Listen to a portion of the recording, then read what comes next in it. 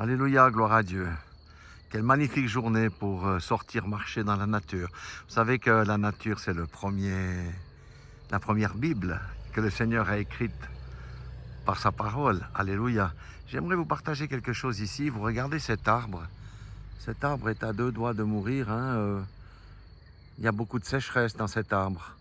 Vous voyez, ici, c'est complètement mort. Là-bas, c'est mort. Mais il y a quand même encore quelques petites fleurs et un peu de verdure qui est sur cet arbre.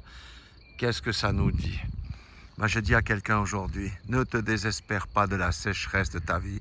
Parce qu'il y a des hauts, il y a des bas, il y a des moments où nous sommes en bonne communion, il y a des moments où on rétrograde, où on quitte les voies du Seigneur. Mais tant que tu as l'Esprit, l'Esprit peut produire quelque chose. Et il produit encore quelque chose dans ta vie. Même si tu as régressé, c'est peut-être pas important, mais il produit quelque chose. Mais si tu veux avoir la pleine vie, comme cet arbre ici, par exemple, eh bien, il y a une chose que tu dois faire, revenir au Père.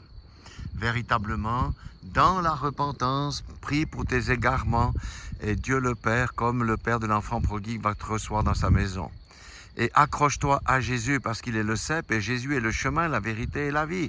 Reviens dans le chemin de Jésus, recolle-toi sur le cep et la sève qui est en Jésus va remonter en toi et te faire fleurir comme ces fleurs des champs. Ici, alléluia, c'est pas compliqué. C'est pourquoi je dis à quelqu'un, ne désespère pas.